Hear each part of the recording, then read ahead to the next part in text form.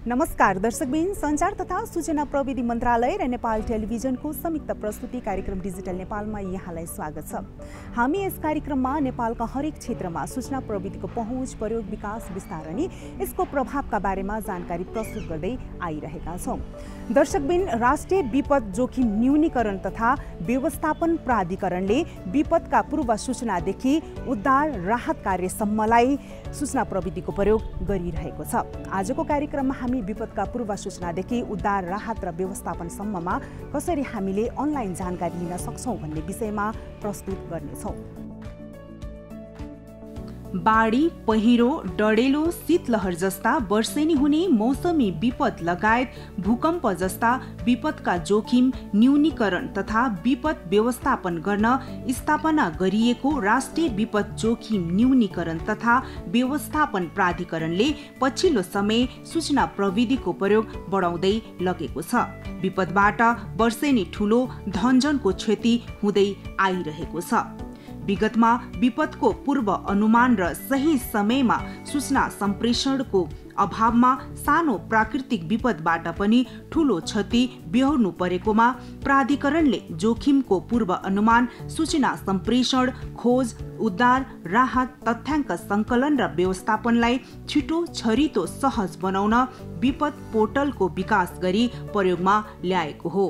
आजभन्दा 10-15 वर्ष अगाडि गरिने विपद जोखिम न्यूनीकरण र व्यवस्थापन र आजकाल गरिने विपद जोखिम न्यूनीकरण तथा व्यवस्थापनमा धेरै ठुलो फरक आएको छ। त्यसमा मुख्य गरी हाम्रो प्रविधिको प्रयोग, इन्फर्मेसन टेक्नोलोजी हैन, हाम्रो त्यो सँगसँगै अरू कम्प्युटेसनल क्यापासिटिजहरूले गर्दाखेरि ठुलो फड्को मारेको छौँ।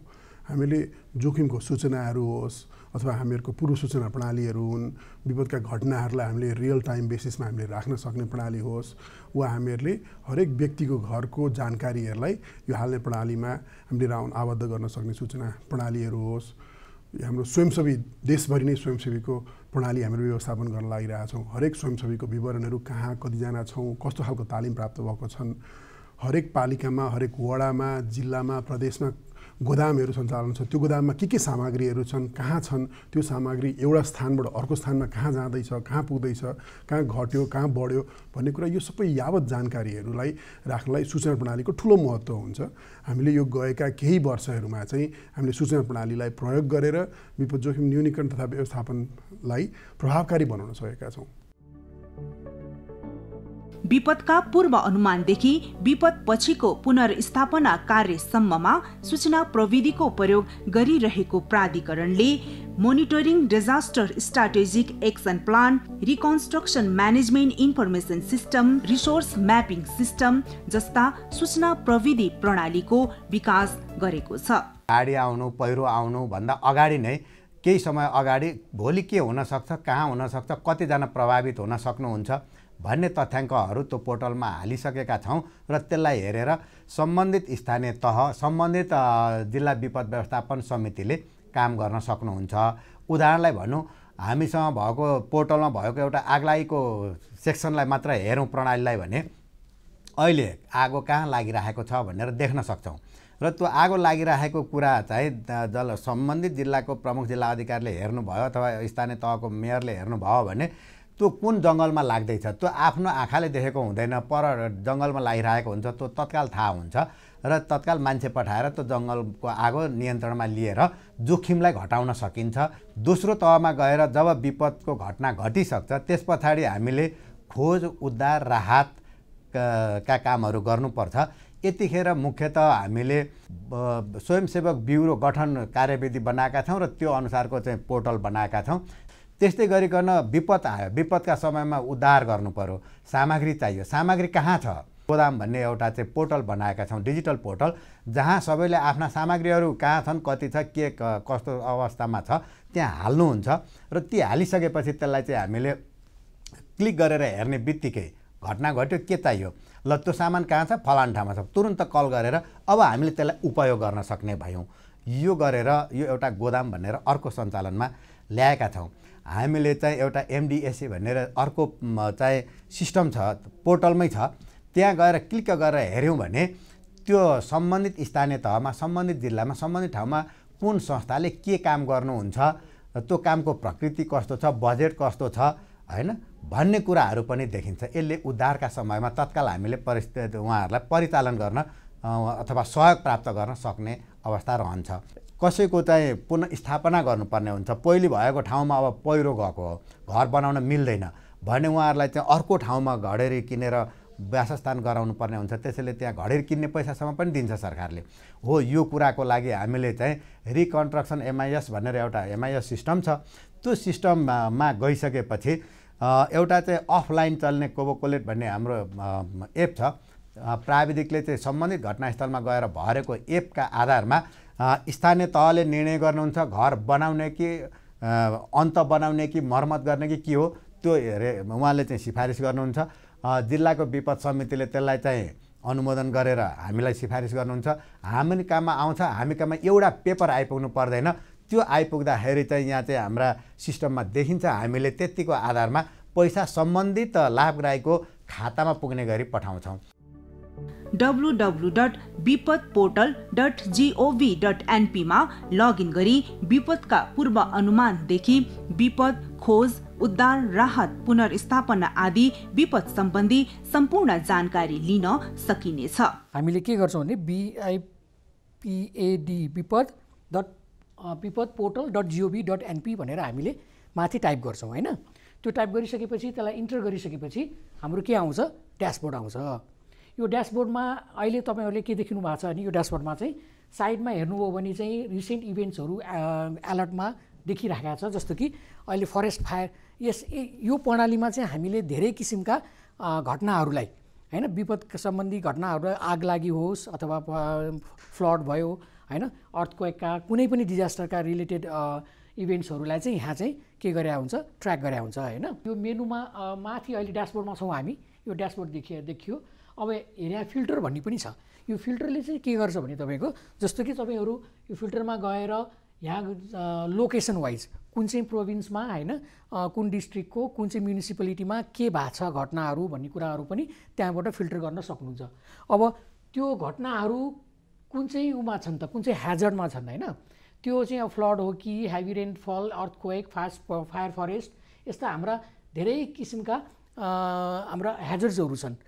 त्यो ह्याजर्ड वाइज पनि तपाईँले क्याटेगोरिकली त्यसलाई सेलेक्ट गरेर फिल्टर गर्न सक्नुहुन्छ। र अर्को तपाईँको यो कहिलेसम्मको, जस्तो कि लास्ट 3 दिनको अथवा लास्ट 2 हप्ता अगाडिको 6 महिनाको होइन, यसरी तपाईँले समयको क्रमबाट पनि त्यसलाई चाहिँ के गर्नुहुन्छ भने फिल्टर गर्न सक्नुहुन्छ घटनाहरूलाई है। यो चाहिँ तपाईँको के भयो भन्दाखेरि चाहिँ इन्सिडेन्टको सुरुको इन्सिडेन्टको पार्ट भयो। अब फेरि तपाईँ फर्दर अब तपाईँहरूले चाहिँ सबै इन्सिडेन्ट्सहरू चाहिँ हामीलाई चाहिँ हेर्नु पर्यो भनेर जानुभयो भने चाहिँ इन्सिडेन्टमा क्लिक गरिसकेपछि त्यसमा के आउँछ, अरू सबै घटनाहरूलाई चाहिँ त्यहाँ लिस्ट गरेको छ, त्यसरी हेर्न सक्नुहुन्छ। अब तपाईँको अब अर्को चाहिँ तपाईँको के छ भने फेरि अर्को रियल टाइम हामीले के गरिरहेछौँ भने विपदमा अहिले भइरहेका घटनाहरू, जस्तो कि अहिले कुनै चिज एकदम डिजास्टरिक रूपमा अथवा आगलागीको कुरा होस् अथवा कुनै फ्लडका कुरा होस्, त्यो चाहिँ DHMबाट होइन अथवा अब फरेस्ट्रीबाट त्यो डाटाहरूलाई चाहिँ हामीले API थ्रु यो सिस्टममा ल्याएका छौँ। यसले चाहिँ रियल टाइममा अहिले घटनाहरू कहाँ के भएको छ भनेर हेर्नु पऱ्यो भने चाहिँ तपाईँको रियल टाइम डाटा देखाउँछ यसले चाहिँ सपोज अब अहिले रेन वाच गर्नु पऱ्यो अथवा कति पानी परिरहेछ भन्ने कुराहरूको होइन, रिभर वाचहरू होइन, कतिको कहाँ के छ भन्ने कुराहरू सबै यहाँ हेर्न मिल्छ। यसमा हामीले डिफ्रेन्ट सेक्सन्सहरू छ होइन। अब यसमा चाहिँ हामीले बाढी सम्बन्धी डाटाहरू इन्फर्मेसनहरू हेर्नु पऱ्यो भने त्यसको हेर्न सक्छौँ। जस्तो कि हामीले डिफ्रेन्ट डाटा सोर्सबाट लिएको छौँ। डिपार्टमेन्ट अफ वाटर रिसोर्सको यहाँ देख्नुभयो होइन। त्यस्तै हामीले मेटोर भन्ने चाहिँ हाम्रो यो सेटेलाइट इमेजरीबाट लिएका डाटाहरू पनि छन् होइन।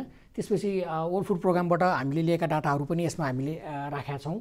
त्यस्तै गरेर यो अर्थक्वेक सम्बन्धी पनि हामीले डिफ्रेन्ट ह्याजर्ड सम्बन्धी सेस्मिक ह्याजर्ड जुन अर्थक्वेक पछिका डाटाहरू इन्फर्मेसनहरूलाई पनि यहाँ चाहिँ डिफ्रेन्ट ठाउँबाट लिएका डाटाहरूलाई यसमा हामीले पपुलेट गरिरहेछौँ।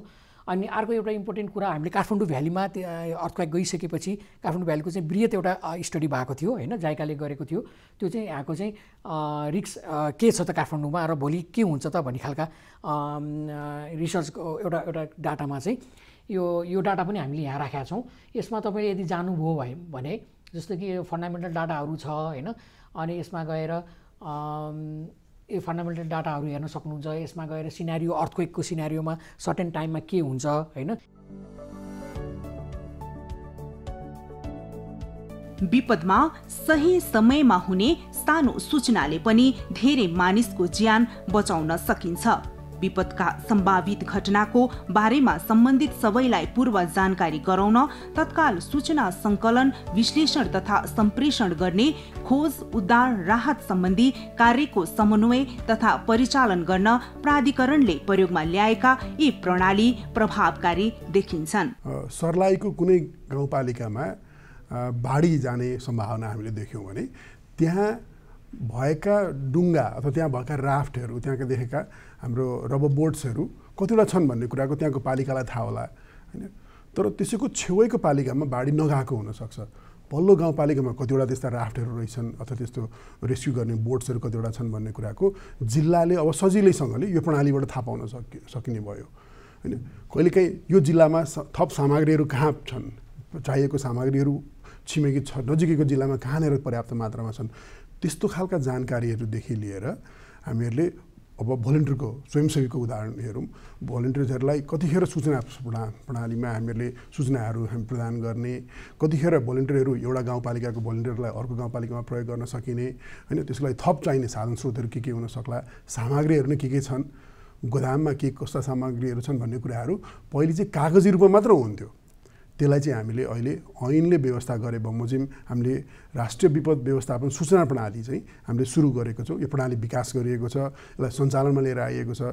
यसले चाहिँ विपद जोखिमको जानकारी सँगसँगै यस्ता खालका सरसामग्री गोदामघरमा के छन्, भोलिन्टियर्सहरू कहाँ छौँ, हाम्रो गोदामघरमा के छ भन्ने कुराको जानकारी हुने बित्तिकै त्यहाँको पालिकाको प्रमुखहरूलाई, त्यहाँको विपद हेर्ने व्यक्तिहरूलाई निकै सहज हुँदो रहेछ। यसले गर्दाखेरि हामीहरूलाई प्रभावकारी हिसाबबाट हामीले जनधन बचाउनलाई यसले विपदको लागि यस्तो हाम्रो सूचना प्रणालीहरूले ठुलो मद्दत पुर्याउँदो रहेछ। सङ्घ, प्रदेश र स्थानीय तह गरी तीनै तहका सरकारको साथै विपद व्यवस्थापनमा सहभागी अन्य निकाय र व्यक्तिबीच समन्वय गर्दै विपदका अवस्थामा खोज, उद्धार, राहत, पुनर्स्थापना, सूचना सम्प्रेषण जस्ता कार्यलाई यी प्रणालीले सहज बनाएको छ। हामीले सूचना प्रविधिको प्रयोग के हो भने त्यो सुरुको उत्पत्ति बिन्दुदेखि त्यो हुन्छ नि विपदभन्दा अगाडिको एउटा पाटो भयो, विपदपछिको पाटोमा पनि त्यसलाई हामीले जोड्न पर्ने छ। हामीले त्यही भएर एमआइएस सिस्टममा धेरै कुराहरू अपडेट गरिरहेका छौँ, विपद पोर्टलहरूमा धेरै कुराहरू अपडेट पनि गरिरहेका छौँ।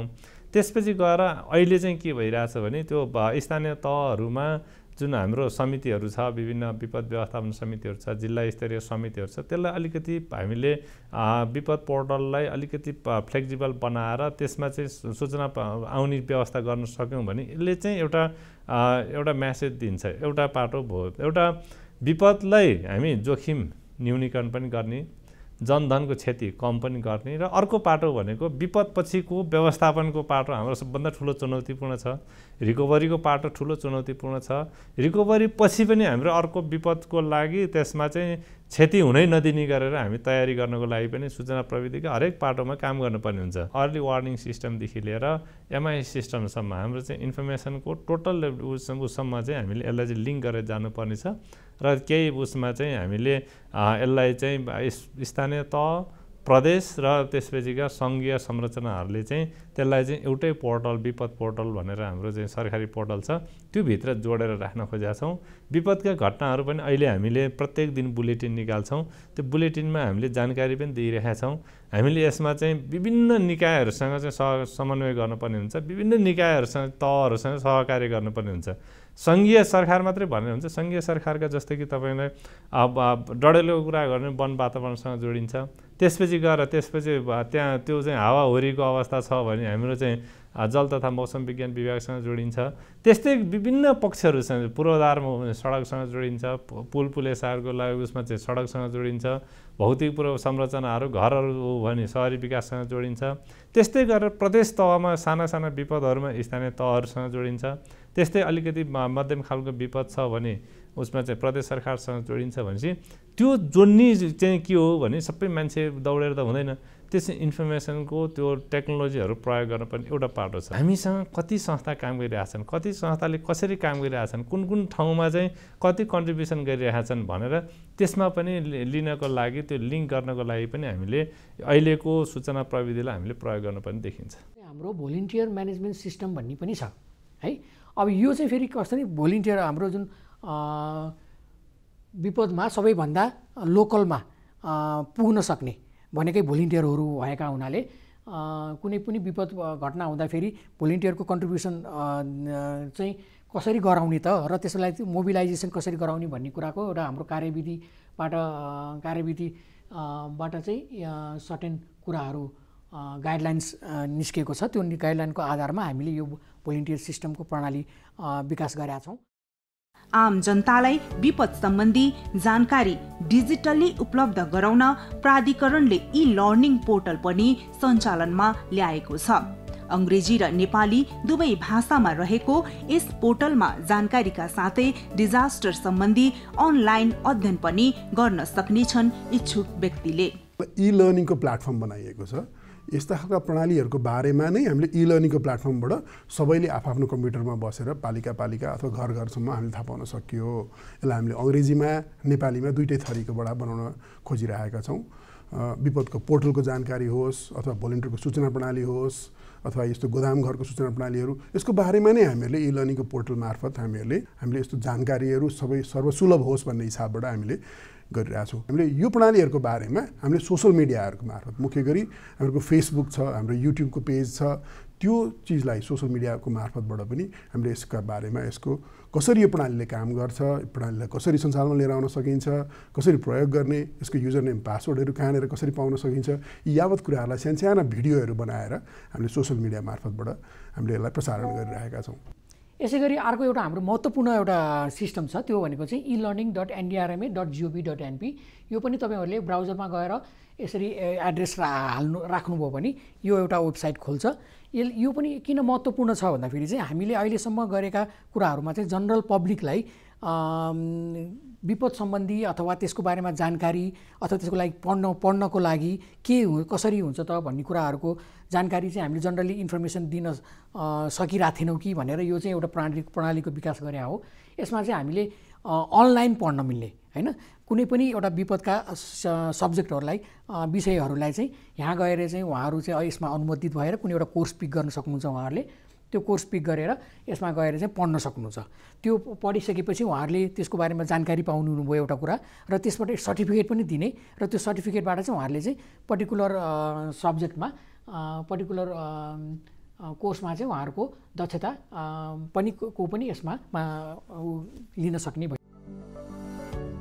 खोज, उद्धार, राहत, पुनर्स्थापनाका लागि आवश्यक स्रोत साधनको जानकारी गोदाम रिसोर्स म्यापिङ सिस्टममा रहेको छ, जसले यस्ता विपदका अवस्थामा तत्काल साधन स्रोतको प्राप्तिमा सहयोग पुर्याएको छ।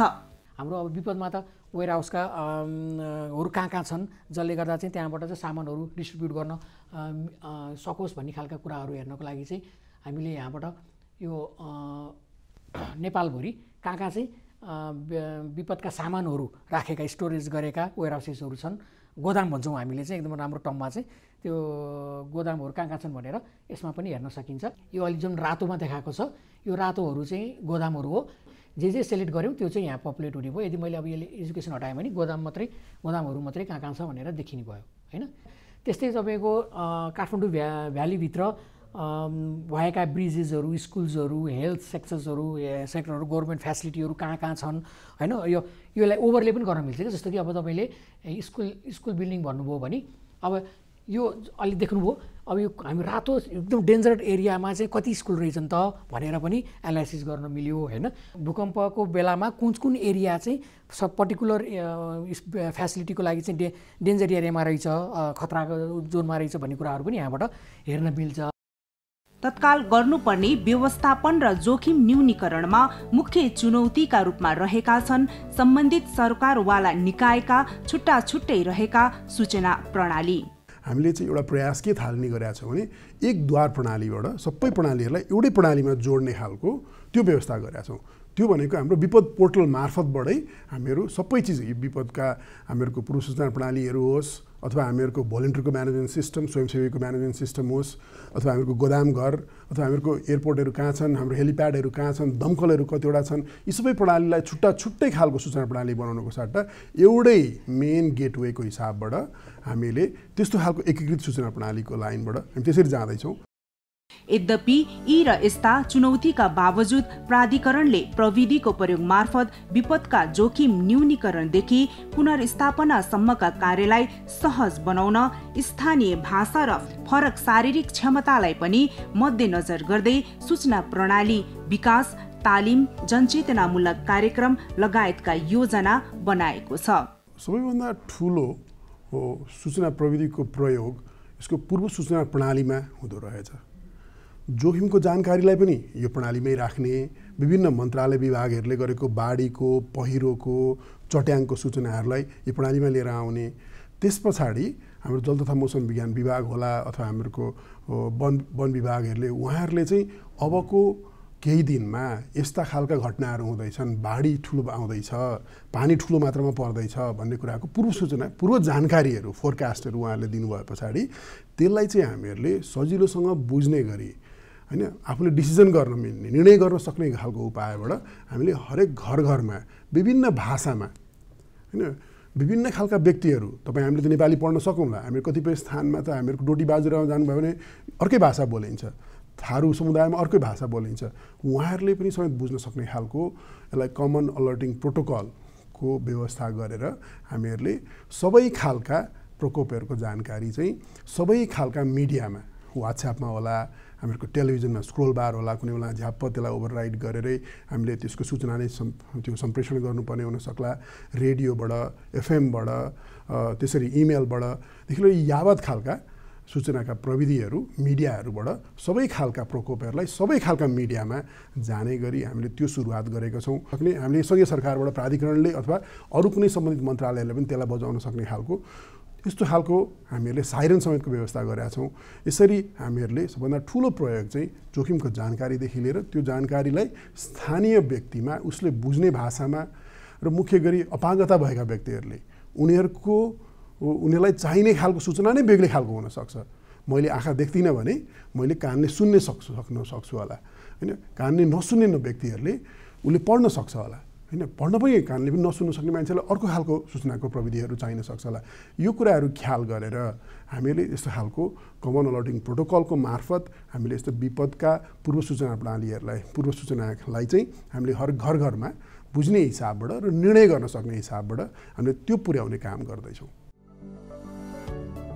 वर्षेनी हुने बाढी पहिरो डढेलो शीतलहर जस्ता विपद हुन् वा विक्रम सम्वत 1990 र 2072 को विनाशकारी भूकम्प प्राकृतिक विपद त्यसमा पनि भूकम्पीय दृष्टिकोणले जोखिमयुक्त रहेको बताउँदै आएका छन् विज्ञले। यस्तोमा प्राधिकरणले विपदका जोखिम न्यूनीकरण तथा व्यवस्थापन कार्यमा सूचना प्रविधिको प्रयोगले सहज बनाएको छ।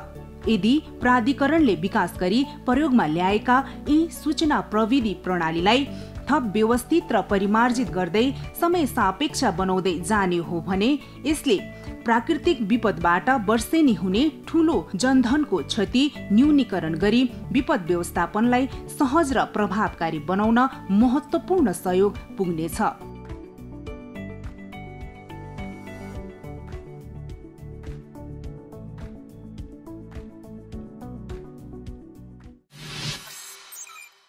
दर्शकबिन आजको कार्यक्रममा हामीले राष्ट्रिय विपद जोखिम न्यूनीकरण तथा व्यवस्थापन प्राधिकरणले विपदका पूर्व सूचनादेखि उद्धार र राहत कार्यसम्ममा कसरी सूचना प्रविधिको प्रयोग गरिरहेको छ र हामीले कसरी जानकारी लिन सक्छौँ अनलाइन मार्फत भन्ने विषयमा जानकारी प्रस्तुत गर्यौं। हवस् दर्शकबिन अर्को हप्ता हामी फेरि यस्तै सूचना र प्रविधिसँग जोडिएका विषयवस्तु लिएर उपस्थित हुनेछौँ। त्यतिन्जेलसम्मको लागि आज्ञा दिनुहोस्। हेर्दै गर्नुहोला नेपाल टेलिभिजन। नमस्ते।